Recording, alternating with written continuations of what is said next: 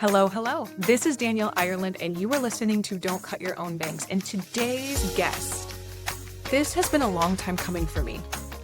I am so excited, beyond excited, to introduce Eli Martinez.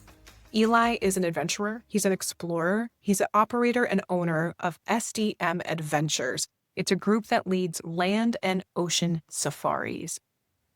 If you have ever seen these wild, otherworldly images of people swimming with humpback whales, swimming with orca whales, swimming with crocodiles, swimming with anacondas, there's a good chance that you've stumbled across his images because he is one of the few, right? It's a pretty small pool of people who make a living doing what he does. Images, they grab your attention. They hook your imagination, but it being on a screen, it's easy to think, well, that's so far removed from my life. What value is there in that for me? Like, that's a cool image, but the internet had lots of cool images. There's a couple of important distinctions and what I think makes this episode so special.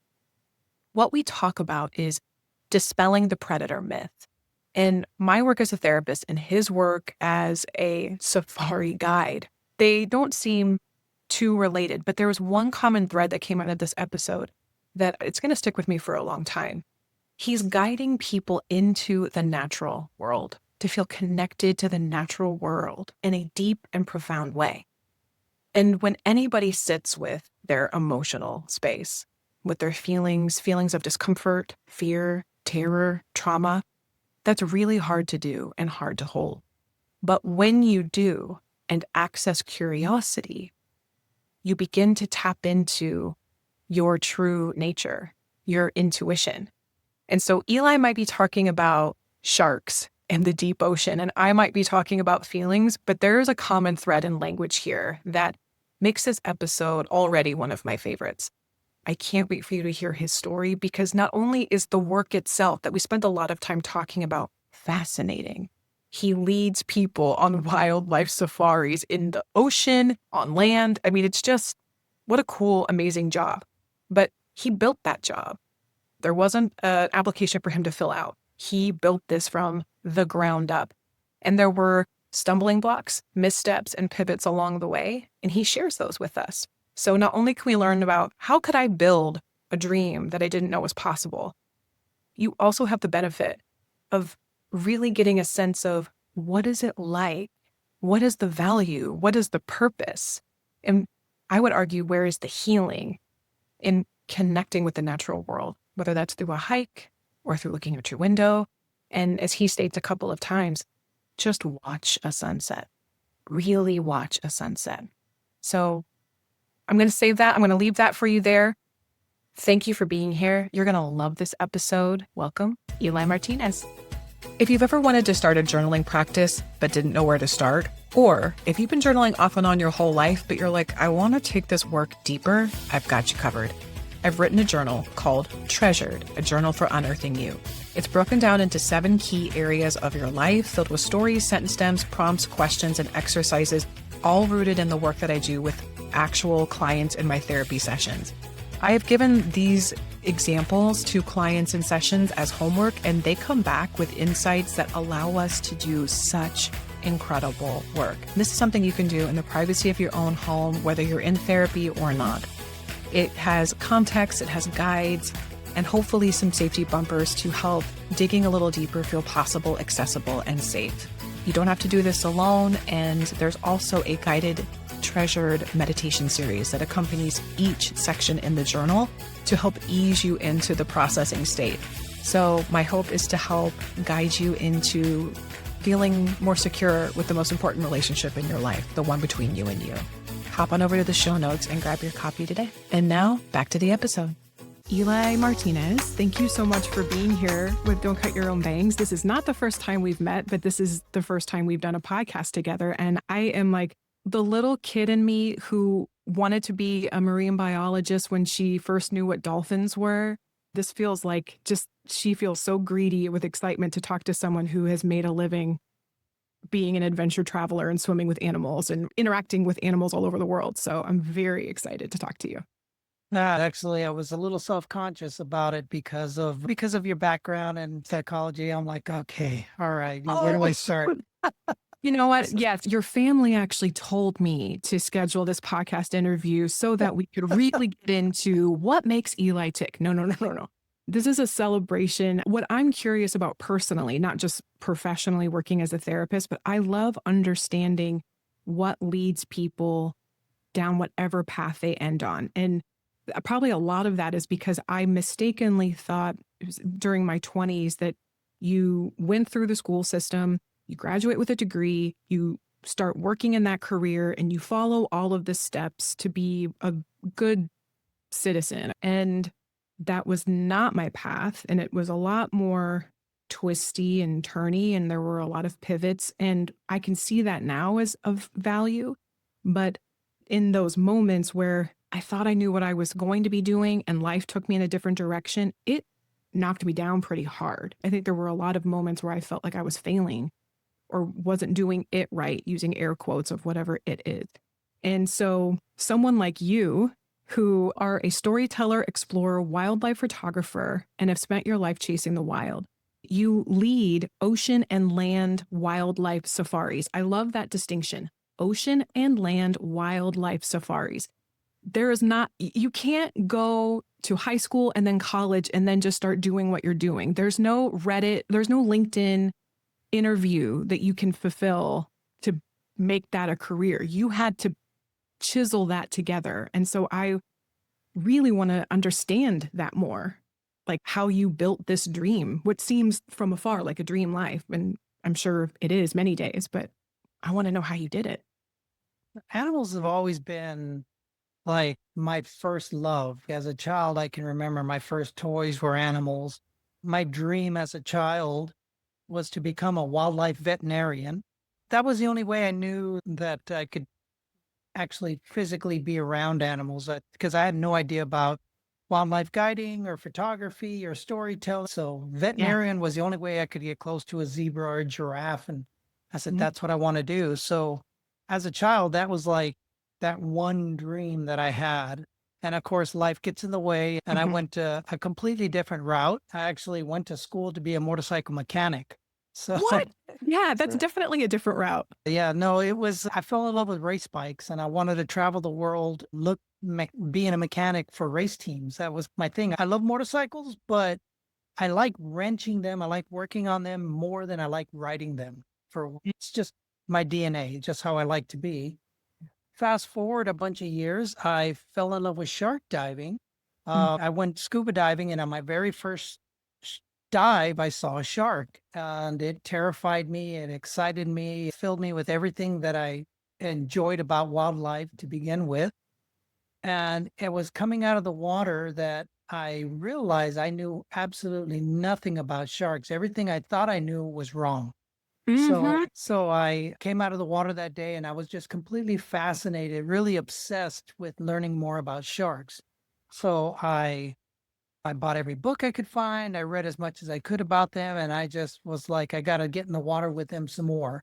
And it was on my very first travel. I went to the Bahamas, and it was on that experience is what got me on this path that I'm on today. It was just like, I want to dive with sharks. I want to travel to exotic places. I want to meet amazing people. How? Do you Like remember? We do. Okay. Okay. So we're going to get the how. So you fell in love and now it's the how, but I want to go back. Do you remember the first shark? Like can you access that memory? Do you know the I shark? can. What was it? It was a bull shark. Oh, oh, okay. Yeah. That's gnarly. That is okay. The first shark you ever swam with was a bull shark. I don't know why. That's like the one that scares me. I can relate. So not to put on the therapy hat for anything other than just, I find this so interesting that the things that scared me, I wanted to learn more about. I found endlessly interesting. And when I was young, it was the ocean, the deep ocean. And I really became, in the way that a suburban kid could, really curious about sharks and very interested in sharks. And I would always talk about them and just rattle off a bunch of shark facts. And as you were talking, you reminded me of the fork in the road moment where what I thought was I wanted to work with animals. What I realized was, I just kind of like, you love turning wrenches more than you love racing. I love learning about animals more than I want to I'll just tell the story. When I was 13 or 14, I applied for a summer job at our Indianapolis Zoo. That really burst my bubble of what that was going to mean. I wanted to work with animals, but I realized I just wanted to play with the elephants. I didn't want to do the Dippin' Dots concessions. So there's this sense of you were afraid. You shared that. I dove with sharks. I swam with a bull shark. I came out of the water. I was afraid and then fascinated. Is that something there? Is that like a theme for you that you feel a jolt or a rush and then you want to understand that rush more? Possibly. It was just more of like when I saw the shark, I had two primal instincts, which was one was to follow it and the other was to get out of the water. That was just like those two conflicting feelings that was going through me. And when I ran out of air really quick because it was actually my very first ocean dive. Okay. So I was sitting on the surface. The dive master sent me up to the surface by myself, which is crazy. And when I think about it, man, I didn't know anything I was doing. I'm just looking down. I'm just like really worried this shark is going to come up and get me because I'm on the surface. And that's all I knew. I knew the Jaws story. I knew a little, just very small snippets of information on sharks. And it was completely opposite of what was happening. The shark wanted nothing to do with us. It tried to avoid us completely. Yeah. Got out of the water. And then the whole way back to port, I was just like, okay, he didn't come after us. He didn't want anything to do with us. Like, why? And it was that moment that was just like, after that, I got out of the water. And I'm like, okay, I got to know. Yeah. What you thought you knew conflicted with what you experienced, and you were trying to understand that more. Right. That's really interesting. I can relate to that. I honestly think it's a big thread of what led me to therapy. I wanted to understand my internal experience more. And I think there's steps of you're introduced to a concept and then you embody the concept. You're no longer having to consciously think about it, but really mastery is when you're able to teach. And so I think in many ways, I wanted to understand that enough to help others, but it began through my own experience and my own curiosity.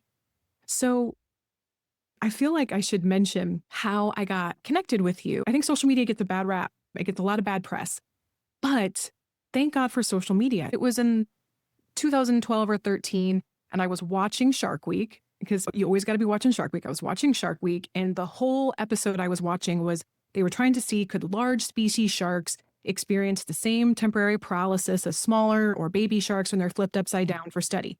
And I was, of course, they're doing all of these great cuts. Is it going to work? Who knows? Is it going to work? And of course, they're going to end it with it working. But you're on the edge of your seat. What are they going to do? What are they going to do? And they showed a clip of you with a tiger shark in the Bahamas, and you were like hand feeding it. And then you stimulated and you could correct me with all the science terms, but you were like stimulating the snout and it just put it in this little trance. And then you just tipped it upright. It stood vertical and you held it. Just a shark, a tiger shark. Yeah. I don't know, it was like 16 feet, 15 feet, something like that. Possibly. Anyway, it blew my mind. I think I just made a post about it. I took a picture of my TV. I was like, my mind is blown. And then some weeks later, you commented, thanks so much for the shout out. And that was one of those first moments that really connected with, oh, you can actually connect with the people who are doing things that you think is cool. It really bridged this gap. And then once, of course, I found out what you and your family, because it's a family band. It's like it's the whole family involved on these excursions. But as soon as I made that connection, my husband and I signed up to swim with whale sharks with you and your wife and your son and your daughter. So that's just, I feel like I got to give credit to the algorithm and the interwebs for making that possible. Because I don't know if I would have even thought that was a possibility. Oh, wow. Thanks for sharing that. Man, that story just, wow, just flooded with memory with that little paste. Yeah. So when I set out to write a book, I only knew two things. One was I wanted to make big feelings feel less scary and more approachable. And I wanted to bring some lightness to the feelings themselves. What I know to be true as a therapist is that emotions are energy in motion. They have information to tell you to inform the next right step to take. And self-doubt, fear, anxiety live in that space between knowing and not knowing. The second thing I knew was that I wanted to have fun in the process of making this thing. The result is this: Wrestling a Walrus for Little People with Big Feelings. Beautifully illustrated children's book that has a glossary at the end for some of the bigger feeling words. What this story does in a light and loving way is create context for those relationships you can't change, those people that you wish would treat you different, the things in life that we cannot control and yet we face that are hard. This book, it's a conversation starter for any littles in your life who want to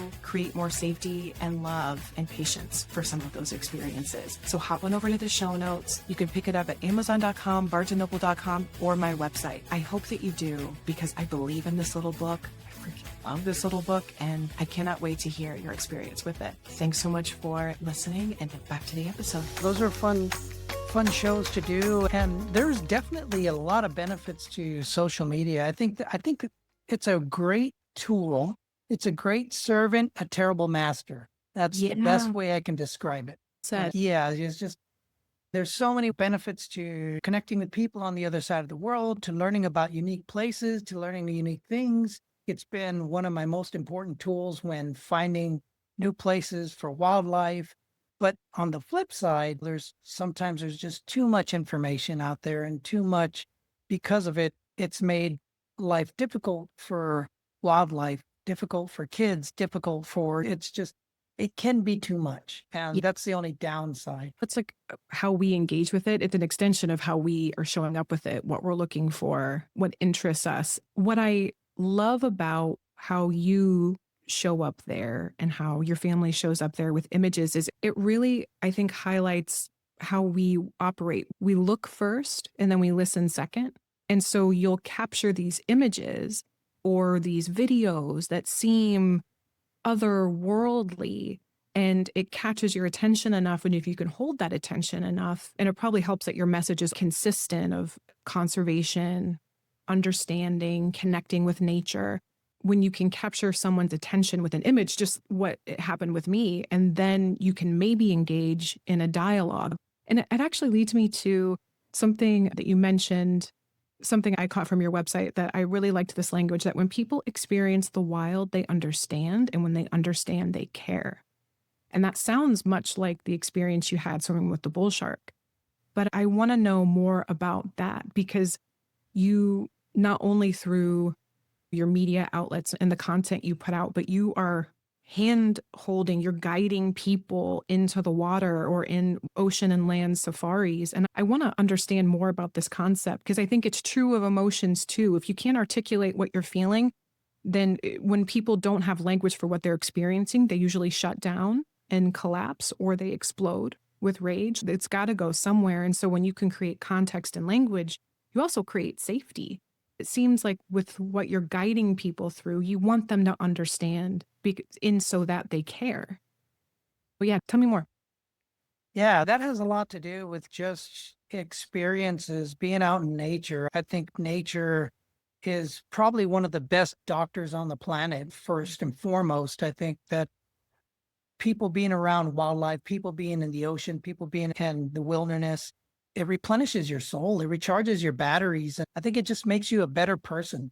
It's through these connections and meeting wildlife and having people go out there in the wild and see these places and see these animals, and they come back and they tell stories, they tell their friends. And hopefully it's through those kind of connections that conservation comes out of it. Like at the end of the day, the animals win. That's what you're hoping for, is for the animals to win, because these are voiceless souls on our planet that share this world with us. And without these people, without these experiences, they're completely vulnerable, for lack of better words, to bigger business, to sadly going away, for lack of better words. I think one of the biggest problems that animals have is that they are second-class citizens on our planet that we share. And unfortunately, we're seeing our wild places disappear alarmingly fast. And I think that conservation, ecotourism are probably the only tools left that are going to save what's left of our wild places, what's left of our wildlife.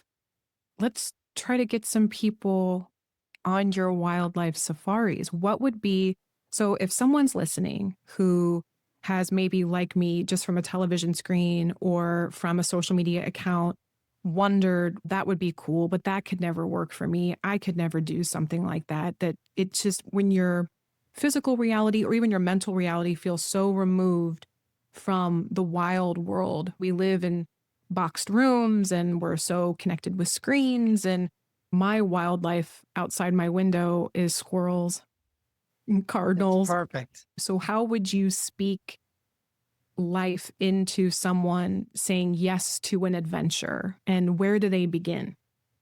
Oh man, I think it really, first and foremost, it all comes down to your comfort level. I think that there's so many ways for people to reconnect with nature, whether it's hiking, whether it's biking, whether it's going to the beach for the day, watching a sunset. Just watching a sunset is so powerful. I think it's so important. I don't think we do it enough. I think that is probably the simplest way to remember that you are a part of something bigger. And as simple as it sounds, it is so important. Now, watching a sunset in an amazing place is even 10 times better. It's that much more powerful. Just trying to reconnect with nature, I think the important part to remind people that, yes, the earth is here, she is alive, and she breathes and she's got a heartbeat every day. And I think that sunset is her heartbeat, and it's a great way to see it. I just saw, I think it was NASA released some footage of the particular, some type of lens on a satellite that was able to actually detect a pulse on the earth. Like the earth has a heartbeat, but I'm sure the more sciencey people have another way of explaining it. But that it caught my attention. And that feels just right on par with what you're saying. When the heart space and the head space connect, I think that's when magic happens. Like when you can believe it in your mind, but then you experience it in your body, that is powerful. I think everybody needs to have an experience like getting into the deep ocean or going out into the wild nature. I really think everybody should have that in their life at least once.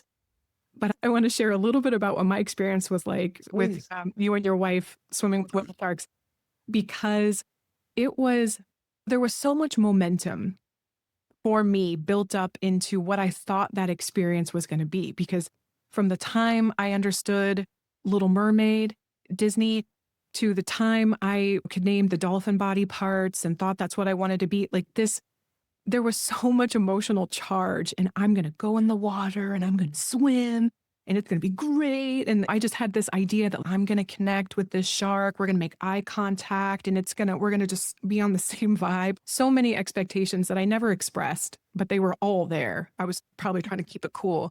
But no, the reality, I will just to skip to the end. The reality far exceeds whatever I imagined. The first day was me reconciling what I thought it would be and what it really was.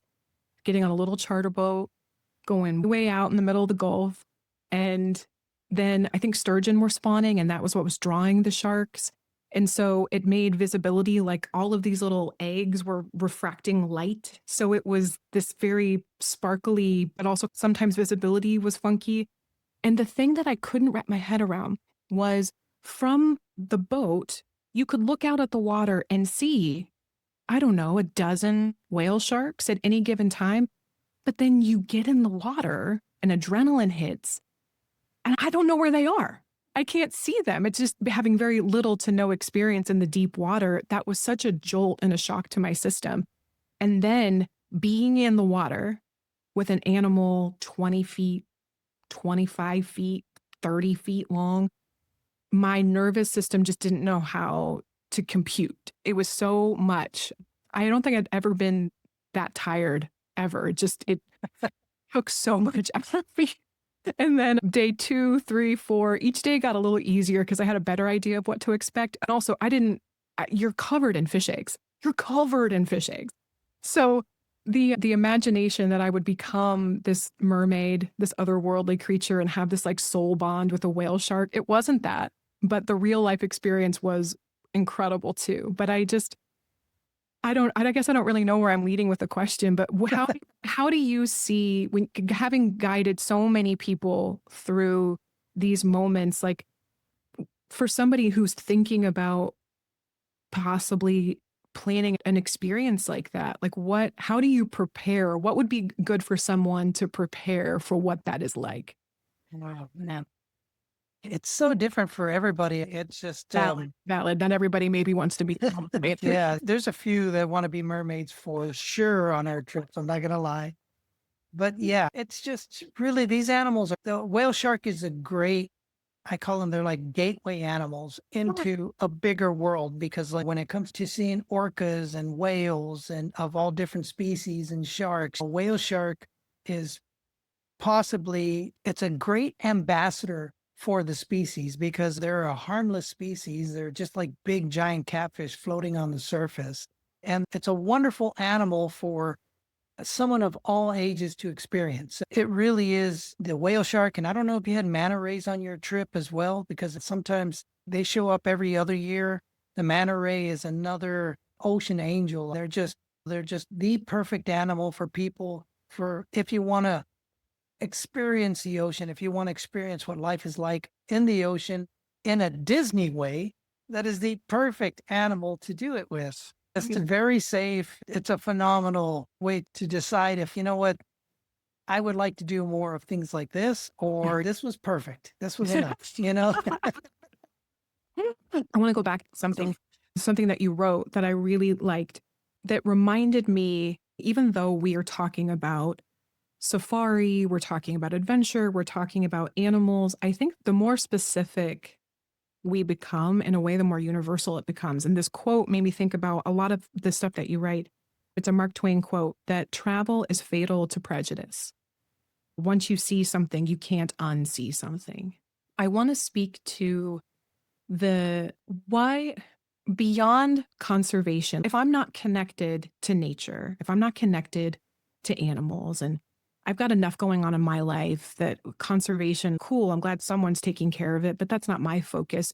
What would be a personal, selfish reason that would be maybe a call to action that you like? What would be the invitation for somebody individually, not globally, not for any other reason, like why it could change your life to jump into the deep or get in a Jeep with no top and go drive out to a pride of lions? What is the reason that you could articulate why somebody should do that? I think the wildlife they're reminders of where we all came from.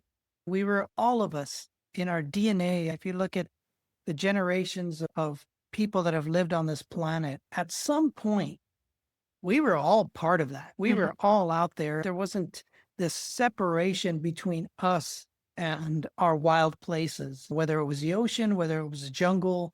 Some of our ancestors had to deal with bears in their front porch. Some of our ancestors had to deal with lions walking through camp. That's something that we have either blocked out or forgotten. Obviously, we've forgotten just because of generations of separation from it.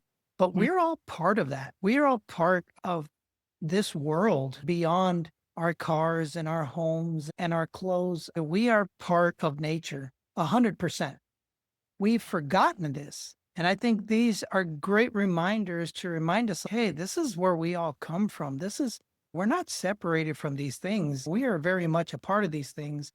And if anything, there are so many species that, although they're no longer relevant in our world, they're so important for our world, not only as reminders, but as part of this giant balance, because we're all connected in some way, in some form. We're all, for lack of better, we're all one. And I think it's important to remind people that, like, we need to stay connected. We need to protect these animals because they're much a part of this earth as we are. And we have to remind people that they're there. Yeah, this is our home. This is their home. This is our home. And I also, what I'm hearing too, when you're in communion with nature, you become more in touch with or in tune with your own natural rhythm, your own self. You might actually know him, or because I would imagine the community, like the pool you're in terms of career is probably small. I'm just guessing. But Boyd Vardy, he's from South Africa. He wrote The Lion Tracker's Guide to Life. He has a property in South Africa called Londolozi. It was a game preserve. Okay. But yeah. Yes.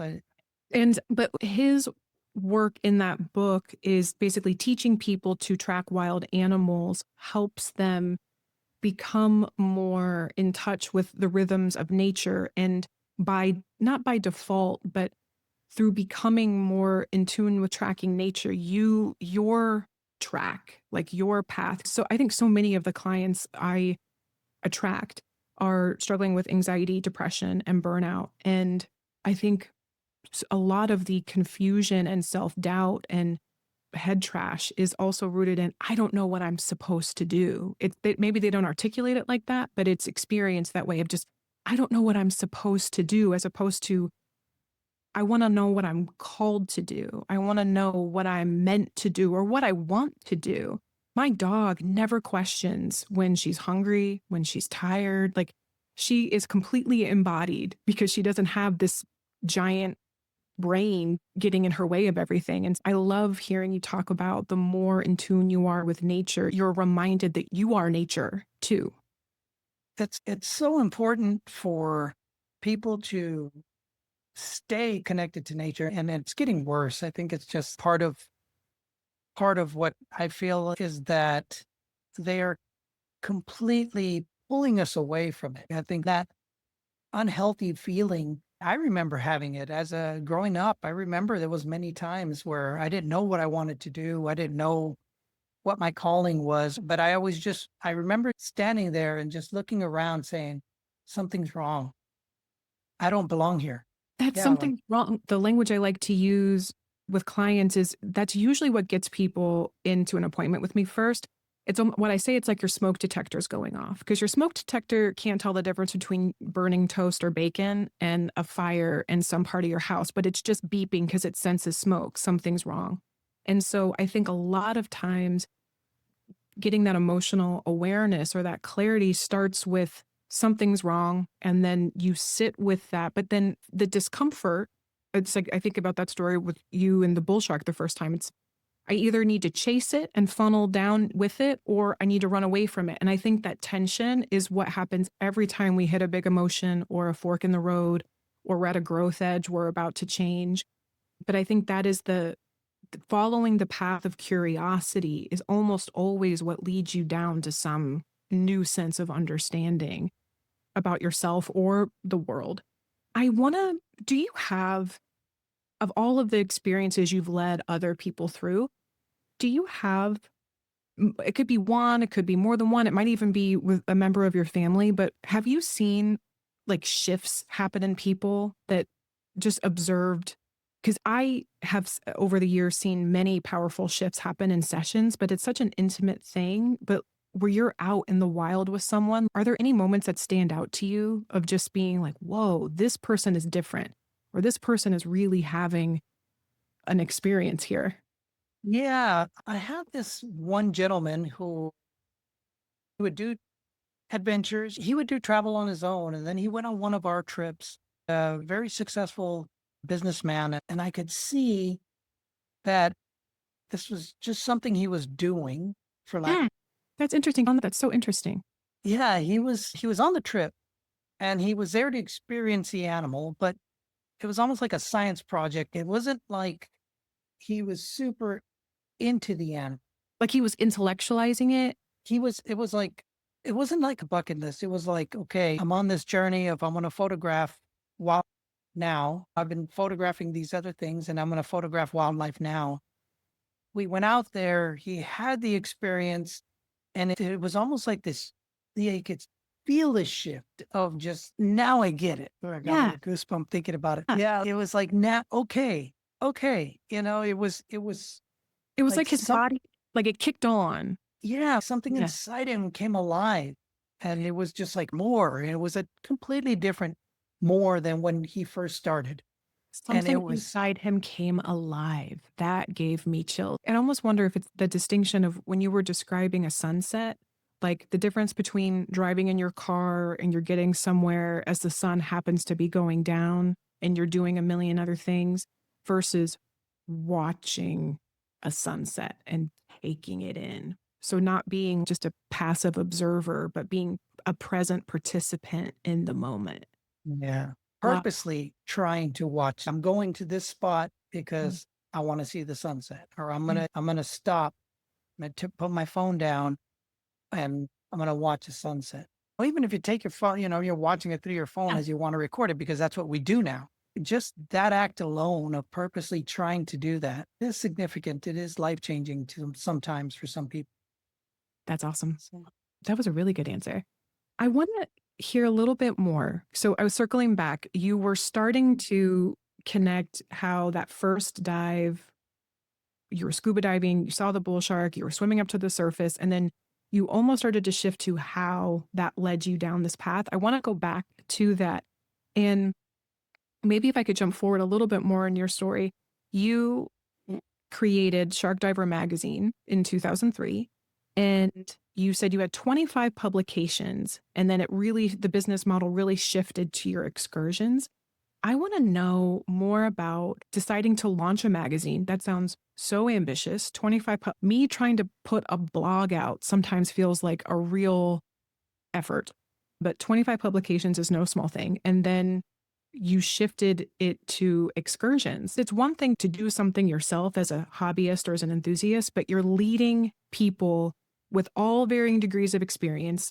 Some people that want to be mermaids, and you're leading all types of people from all over the world on these trips, and you're dealing with a lot of personalities. I would love to know more about how you made that shift from the magazine into leading your safaris. yeah, it was. So I started the magazine in 2003. I didn't know anything about publishing. I didn't know anything about photography. I didn't know anybody in the business. And I had never really written anything outside of my journals before.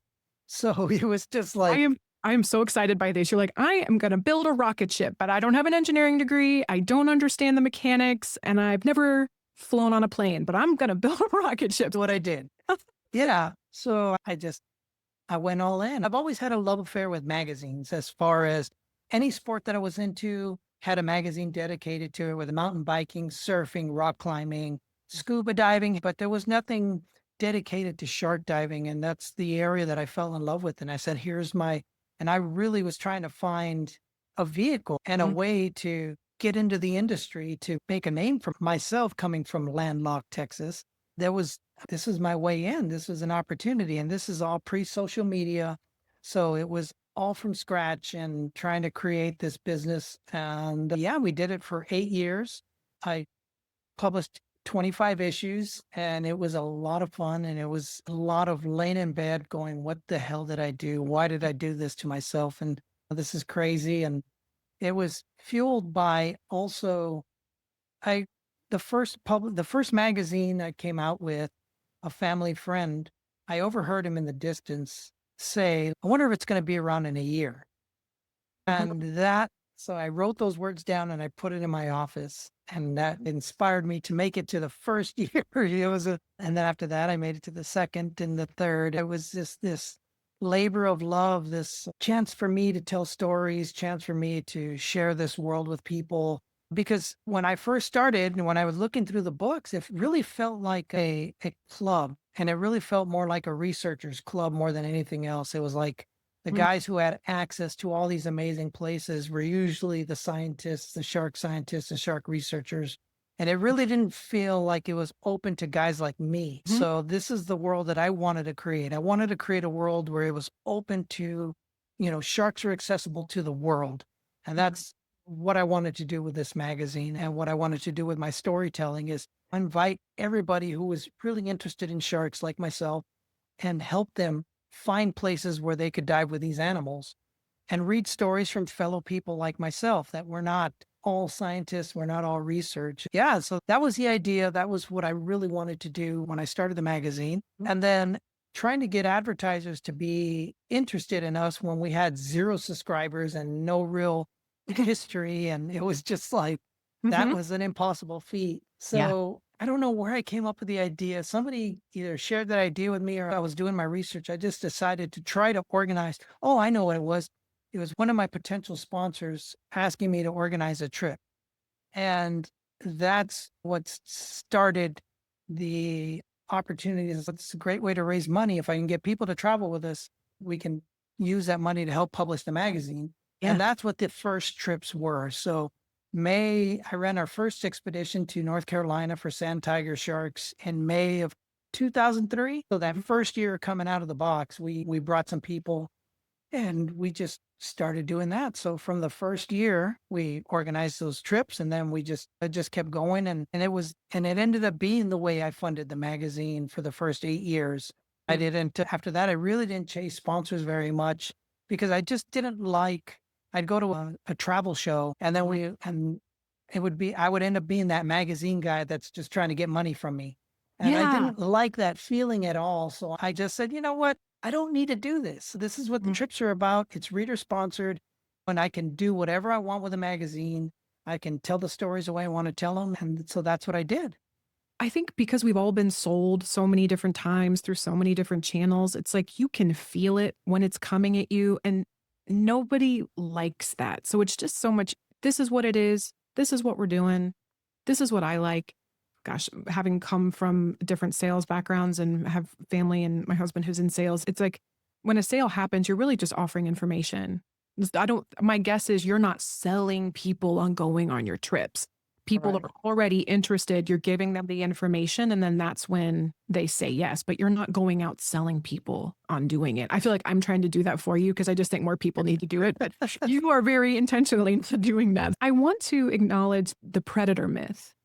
I found it really interesting that you were passionate about dispelling the predator myth. I want to understand that better because obviously we all know how sharks are portrayed. We've seen all those things. But I think the ocean, deep ocean, and what we fear in the ocean, it correlates to emotions, big uncomfortable feelings. I don't think it's called a therapy myth, but there has to be something terribly wrong to seek that type of help or seek that type of guidance. And I want to know more in your world, in your space, what is the predator myth? And what do you want people to know? Oh, for me, it's exactly what I was brought up believing about sharks is just that sharks are mindless monsters and they're just out to get you. And the moment you step in the ocean, there's going to be a shark down there. And I've heard this my entire life that, oh, I'll never jump off a boat into the ocean because there's just sharks waiting for me. And it's completely opposite. I really wish that if I just went out into the ocean, jumped off a boat, and there'd be a bunch of sharks there. It's just not the reality. It takes so much work to find these animals. It takes a lot of effort. And usually the people that get lucky and say, oh, look, there's a great white under my boat, they're the ones who don't want to see sharks. The people that want to see sharks, like a great white under their boat, never get to see a great white under the boat. That's just the way nature works. But yeah, for me, it was more about trying to help people past this prejudice, past this belief system that is ingrained in us. That's actually probably ingrained in our DNA. So it's very much ingrained in all of us from the beginning. And the more I understood sharks, the more I wanted to get rid of that stigma as best I could. Yeah. I started doing a lot of talks at schools and helping kids with sharing what I know about sharks. And I, through the years, really figured out what works and what doesn't. I used to show pictures of sharks and try to get people to dispel their fear with just a picture of a shark. But in their mind, it's still a shark. But when I started sharing videos of myself with a shark in my arms and giving a back rub and rolling him upside down and just like a shark sticking his face between my knees so I could scratch his back and showing these kids these images and showing these kids this other side. And you could see it. You see it in the teachers. They're just like, wait, what? It's like you wake them up, you wake up something primal in them and say, wait, that's possible? Yes, that you just said it. Because I think that you don't have to prove to someone what you're saying is true, but what you're showing them is it's possible. I Right. think it's when you don't believe it's possible, that's when people freeze or shut down or want to give up or stop. And it's when we're afraid, we want control, we want contracts, we want guarantees, we want promises, we need something ironclad, but there is no guarantee. But knowing that there's something possible, that's really, Yeah. I feel that really deeply. Yeah, you're igniting possibility in people. You also just reminded me too, I love leopard sharks. I've never swam with them, but I love leopard sharks. And I feel like that shark more than any other, you see them almost act like little dogs. Like just anyone listening, just Google videos of like leopard shark pups and I swear they just act like dogs. So cute.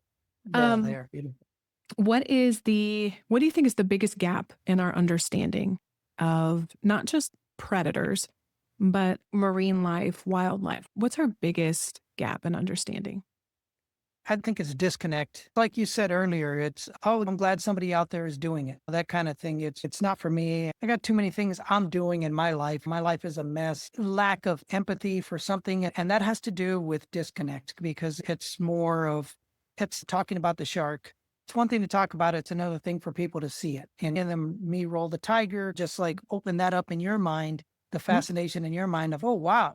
Like I didn't even know this was a thing or if it's even possible. And that's what I've tried to do predators and with crocodiles and anacondas and all the other animals that I dive with is just showing the other side of these animals and their place in the world and how important they are. And it's not just when we jump in the water with an anaconda and people are so surprised to know that the anaconda is terrified and all he's trying to do is hide from us. So you're looking at a 18-foot, 20-foot long snake. The moment I jump in the water and he's just like, where do I hide? It's like he's completely terrified of my presence.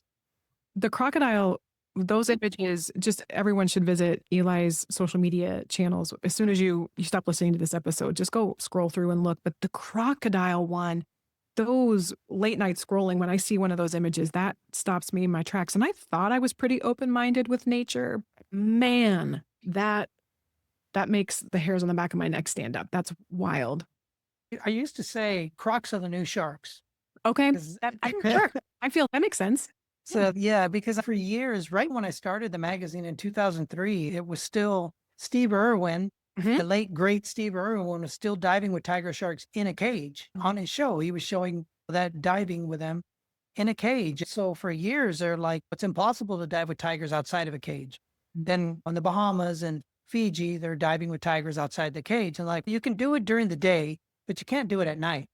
And so we started diving with tigers at night. And then like, you can do that with a tiger, but you can't do it with a great white. We're diving outside the cage with great whites. And so, I mean, it was just like, well, you can do it with sharks, but you can't do it with crocodiles. You're right. You're right. It's the same prejudice, just moving into a different phase. Right. Oh, right. And the interesting. same thing with orcas too. Like when they're like, you can't swim with an orca. Well, you started swimming with orcas and then you can do it with these, but you can't do it with the pelagic orcas because they're a lot more aggressive and they eat sea lions. And so we're diving with those species too. It's just, they're always trying to find it. And it's usually people who don't swim with these animals that are creating the ideas that people believe, you know? So Yeah. it's, Like the people that aren't the mechanics are the one trying to pump the brakes. I saw on your social media just this morning that you said the duckbill platypus is your unicorn. That Yes. wasn't intended to be a question, but I have to ask, why is the duckbill platypus your unicorn? As a kid, that was one of the first most exotic animals I had ever seen. Yeah. This book in second grade that I read about the platypus, and it was the fact that it lays eggs and that it's got a duck bill and it looks like a beaver, but it's not. And it was just a fascination was born in that moment. And it was something that like, I have to see this animal. Like I just have to. So it's been my unicorn. I'm ashamed to say I've never been to Australia, but as soon as I do, that is like task number one. I got to see a platypus. Like, Okay.